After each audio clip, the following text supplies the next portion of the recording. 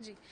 तो भारत में आज की डेट में 200 गीगावाट रेन्यूएबल एनर्जी इंस्टॉल हो चुका है, लेकिन जो मेजॉरिटी इंस्टॉलेशन है वो वेस्टर्न इंडिया में आए हैं, सदर्न इंडिया में आए हैं। उतनी इंस्टॉलेशंस बाकी क्षेत्रों में नहीं आ पाया है। कारण ये है कि हमारी जो बाकी स्टेट्स हैं वहाँ लैंड एक बहुत ही डिफिकल्ट टू फाइंड रिसोर्स है, क्योंकि वेस्टलैंड ऐसे ही कम है, फॉरेस्ट लैंड ज़्यादा है, एग्रीकल्चर लैंड ज़्यादा है, और जो लैंड अवेलेबल है उसमें बहुत अलग तरह के एक्विजिशन कॉन्फ्लिक्ट्स भी आते हैं।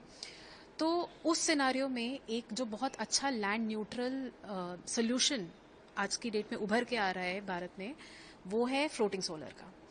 फ्लोटिंग सोलर को लेके हमारे जो एस्टिमेट्स हैं वो इस तरह से हैं कि इंडिया में आज 24 लाख से ज़्यादा वाटर बॉडीज़ हैं, और उसमें से जो टॉप 5 स्टेट्स हैं उसमें ईस्टर्न रीजन के बहुत सारे स्टेट्स आते हैं। उड़ीसा है, वेस्ट बंगाल है, आसाम है। All these states they have good water body number.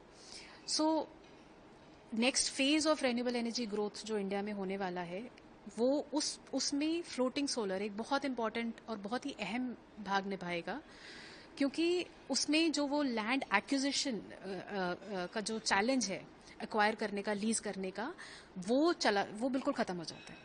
So already this water body, ये टिपिकली अगर गवर्नमेंट ओन्ड है, वाटर रिजर्व, ये द डिपार्टमेंट से रिलेटेड है, वहाँ पे it's more easy to engage, उनसे मिल के वो वाटर बॉडी का एक्सेस लेना ज़्यादा आसान है। दूसरा ये कि एफिशिएंसी बढ़ती है वो पैनल्स की। फ्लोटिंग सोलर के केस में इकोलॉजी पे भी हमने आज रीसेंट प्रोजेक्ट्स में देखा है, इम्पैक्ट बेटर है, इनफैक्ट फिश प्रोडक्शन बढ़ जाता है। So from all those perspectives floating solar एक बहुत ही अच्छा सोल्यूशन उभरता हुआ दिख रहा है आज की डेट में। 700 मेगावाट इंडिया में ऑलरेडी इंस्टॉल्ड हैं, 1500 अंडर कंस्ट्रक्शन है और 5000 डेवलपमेंट स्टेज में है। स्पेसिफिकली अगर मैं उड़ीसा की बात करूं तो Hirakud dam, Indravati dam, Rengali dam, ये 3 जो रिजर्वॉयर्स हैं, इन पे प्रोजेक्ट डेवलपमेंट बहुत आगे बढ़ चुका है। उड़ीसा ने बहुत अच्छा काम ये किया है कि वाटर रिजर्वॉयर कमेटी बनाई है एक, जिसमें कि वाटर रिसोर्सेज डिपार्टमेंट है, फिशरी डिपार्टमेंट है, टूरिज्म डिपार्टमेंट है, ट्रांसमिशन कंपनी है, देन ग्रिड को तो है ही।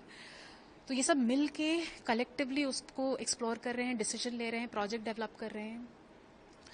और दूसरा ये कि एक डेडिकेटेड पॉलिसी भी निकाली गई है उड़ीसा में, वाटर रिसोर्स की सरफेस को एलोकेट करने के लिए ट्रांसपेरेंट वे में क्या प्रोसेस किया जाए, वो भी फॉलो किया जा रहा है। तो मेरा ये मानना है कि अभी 50 गीगावाट की capacity across many projects 33 gigawatt identified है, बट ये बहुत जल्दी अनलॉक होगा।